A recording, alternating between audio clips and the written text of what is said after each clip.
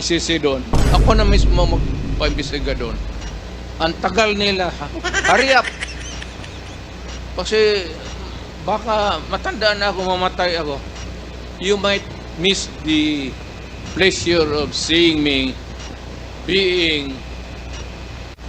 standing before a court and hearing the judgment, whatever may be.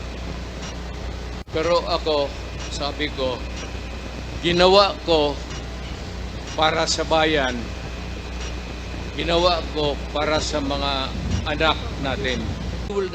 You never know kung ano yung resulta sa mga druga sa mga bata. You'd never know the sacrifice of the parents. You'd never know the misery.